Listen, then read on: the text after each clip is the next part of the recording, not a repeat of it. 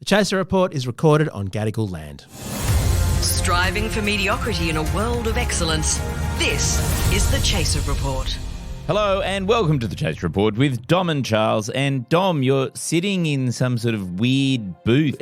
Are they spotty-nosed students behind you? What's going on? Yeah, I'm just trying to find a quiet corner to record in. It's very challenging these days. There's students everywhere just because this is some sort of university. I don't know what's going on. And you're lecturing now, are you?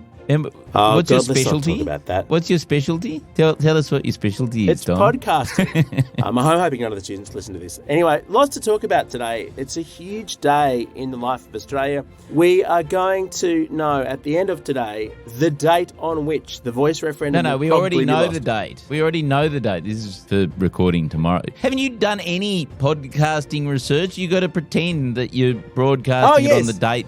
We know the date for sure that Albo because Anthony Albanese announced it earlier yesterday. Yes, He announced it yesterday. Yes, Jesus. So we'll Christ. definitely talk about that, as well as the top secret climate report on whether there's any national security implications to climate change. Yes. Apparently it's so secret that we can't find out what it says. No. Which could mean any number of things, Charles. Oh, I wonder what it means. And there's some feedback to our Trump episode, which we did earlier in the week after this.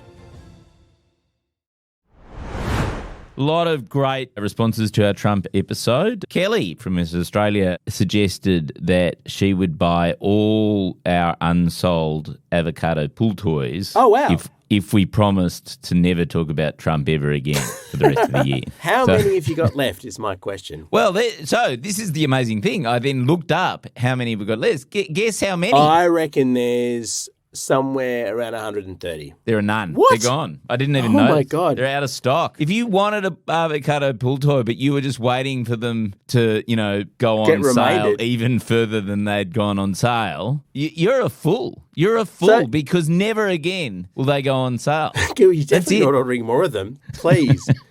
So hang on. So you're telling me that your strategy of just talking incessantly about how shit they were Yes. and then cutting the price moved them out the door? I mean, it's a cultural artifact. People will, in hundreds of years' time, say this is the worst piece of merchandising in the history of consumer products. So there you go. We won't talk about Trump as much, seeing as nobody seems to like it. Unless there's other people who think we should keep across the Trump story. I'm one of them. If you think we should focus on Trump more, email podcast@chaser.com.au. I mean, arguably, Charles, the Chaser, known for talking about politics, should look at a coup in the United States of America. I mean, it's, sometimes. But it's so depressing. I think it's better to just hush up about it. Oh, yeah, okay. Let's not talk about it. Let's instead talk about something inspiring and wonderful. Let's talk about Australian politics. No, which brings us to the climate change report. So the government did a national assessment. It's like a defence assessment of climate change. Dom, what did this incredible review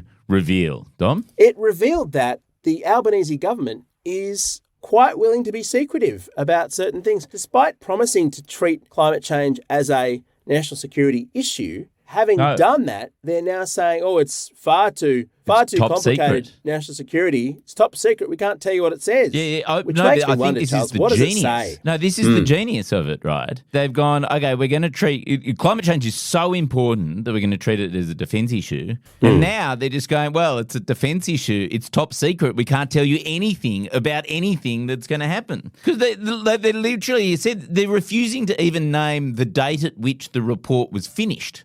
That's the best bit about it. The best bit about it is they won't even say the time frame. Although, Charles, at this exact moment, it's just been confirmed that the referendum will be on the 14th of October. Oh, what yesterday. A surprise. Yesterday. What a surprise. Yesterday, they confirmed it was going to be the 14th of October at this time. Yeah, well. Okay. So what does this report say? This is what we need to speculate about, Charles. Where there's no evidence, speculation is invited. What do we think this thing says? Oh, I think we know what it says, which is it's a complete disaster. We should leave the gas in the ground because every 0.1 of a degree means an extra 10 million people get chucked off their land. And that will largely happen first in the Pacific, which is our neighbours. The reason why you've got to keep it top secret is because if you want to be dressing up in Rio Tinto garb and going around talking about how great it is to pull coal out of the ground, you can't release any documents that say, actually, this is the fucking shittest idea in the world. Hang on, and Charles, all hang the on. military commanders agree. Are you detecting some sort of a conflict between literally wearing the uniform of a Rio Tinto employee with the word Anthony embroidered on it? Are you saying that is at odds with doing something about climate change? Charles, how do you think the climate's changing? This is how it works. I see. He's leaning into climate climate change. changes. It works. Yes. We can profit from climate Charles, change. you're not viewing this as a competition, right? The way you've got to think about this is we're about to become one of the few places in the Pacific that's actually above the water. Yes, exactly. It's scarcity that makes us more valuable. That'll drive up land prices, which is something that we want. We want that. Unless they've got water views. I mean, it's not a good time to own water views in Sydney, but if you're on a hill, bloody great. I mean, the whole of Canberra's about to become one of the most desirable places in the whole Southern Hemisphere. You know why? It's elevated. Look, the other, because we don't know why they have kept it top secret. The other reason might be that it's a nothing burger. Oh, that's the other thing. I mean, they've decided, I'm sure Peter Dutton's going to take this approach. The ONA has gone, nah, nothing's going to happen. Doesn't matter.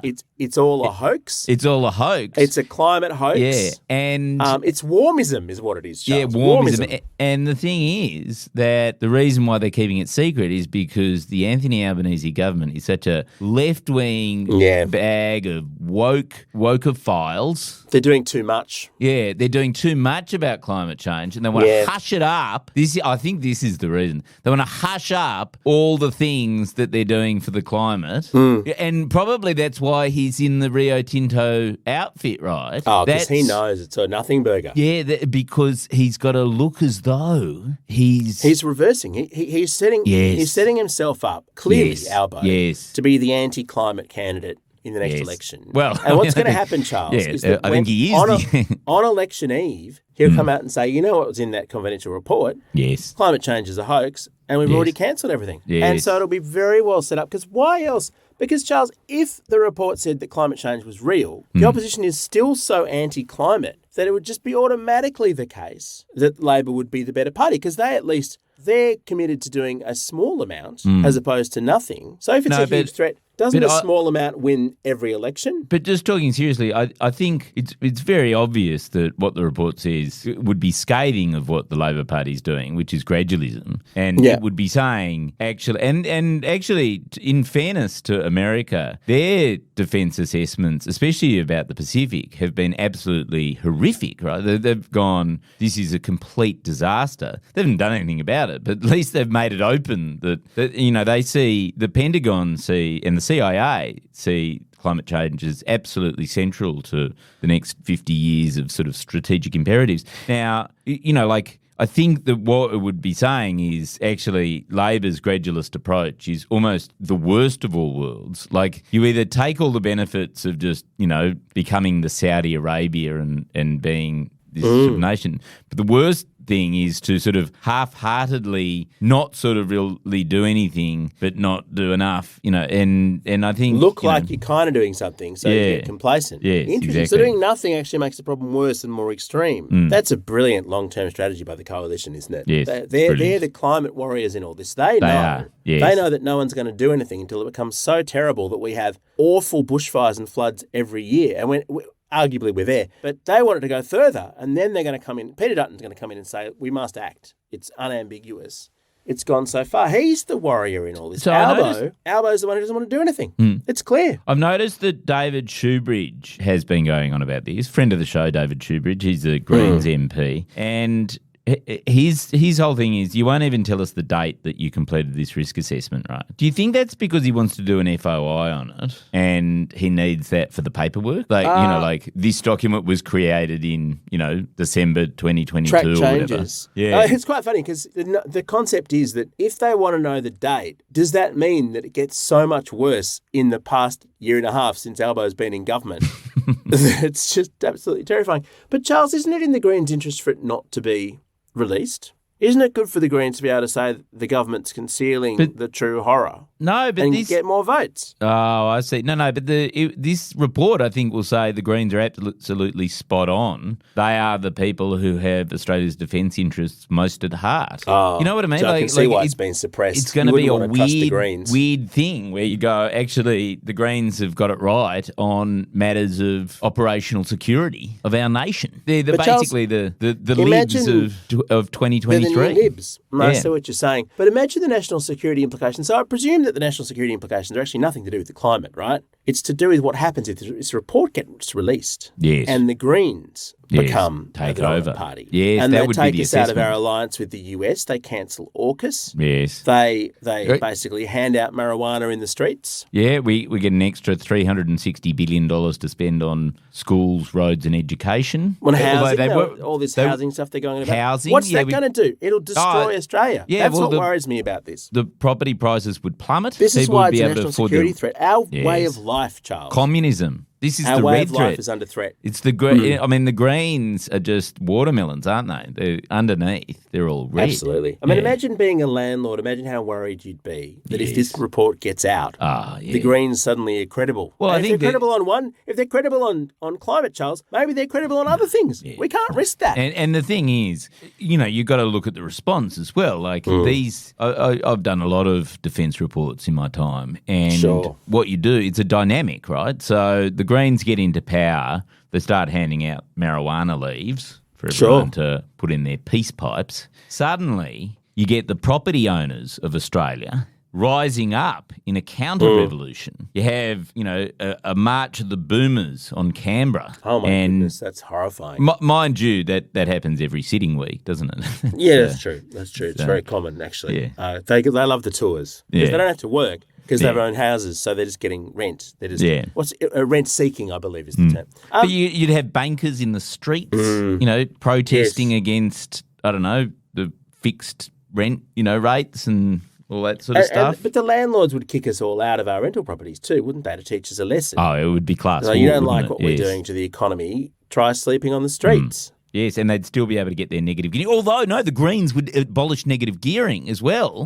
And then, so even they'd chuck us out and then they wouldn't be able to claim the expenses on their tax bill. Oh my God. That's very, very, very dark. I mean, this is dystopian. I think, we need a novel written about this scenario. Yes, well, we've got one from the Defence Department, but they won't release it.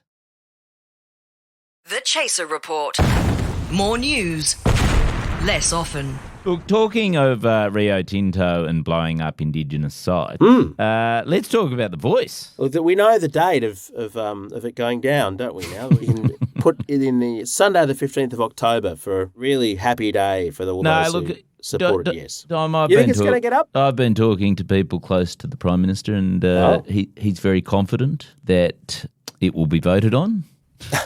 Is he wearing a shirt that says yes? Because you've got to remember, Anthony Albanese has only ever been a politician. He was a politician from about the age of 12. And so he thinks of everything in terms of 33-day campaign cycles. Oh, so he hasn't even started. He's never convinced anyone of anything except to vote for the correct way. And, he doesn't see it in terms of, we've got to convince people of a particular position. He sees it as, this is an election campaign, we've got 33 days. Oh, and I see what you're saying. He's onto something, though, because it worked very well in the federal election. And I guess the point is, Charles, you wouldn't want to overestimate Australians' interest in anything. You wouldn't want Yes, them exactly. to, That's his point, yes. They've got 33 days, and frankly, that's too much for some. Yeah, and Call it 7. And so you concentrate everything into this 6-week period, just like you would in an election campaign. You start having lots of inspiring ads, and the theory is that actually the nation will turn, and you'll have the right momentum at the right time. Arguably the No campaign peaked way too early. That's what that's back in about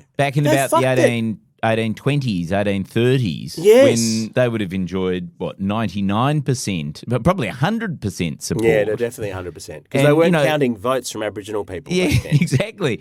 And, looked at the long stretch of history, you're going to look back and you're going to go, well, actually, support against giving Indigenous people a modicum of respect or voice within our system has been on a long-term decline, and that's the mistake that the No campaign is making. And they've been... Because all year we've just been hearing, no. We've been hearing all these reasons. Peter Dutton's been out there. Yes. Warren Mundine's been out there. They've all been out there making their arguments. Lydia Thorpe. They've been the only voices that we've really heard. We've been hearing voices, just those voices. But what more do they have to say? They're spent. Surely, Charles, they can't have even more extreme and far-fetched arguments up their sleeves than the ones we've already heard, can they? Oh, actually, they probably can. Yeah, they probably also have 33 days worth of stuff to come, don't they? It's not over till it's over. I don't think I really don't think negativity is going to get us anywhere. I think the mistake that Albo has made is he thinks that this is some sort of something that's been given to appease the left flank of the party and stuff like that. But actually, it's not, because there are lots of people in the far left who are Indigenous who oppose the voice, right? It really is very much a sort of centrist position where it's picking up. I mean, it's arguably doing Peter Dutton incredible harm, because the Teals, all support the voice, and Peter Dutton has to get those Teal seats back if he's ever going to be Prime Minister. And Charles, the Indigenous critics who point out that there's a good chance of Middle Australia going, well, we've given you the voice, job done, reconciliation now achieved, let's move on to something else. That does sound like the Middle Australia I know. Yes, exactly. To be fair. And the wonderful thing about the voice is, well, that may well be the case, but there'll be this independent advisory body to Parliament who can go, well, hang on, I know that you were intending to forget about us, but actually now here.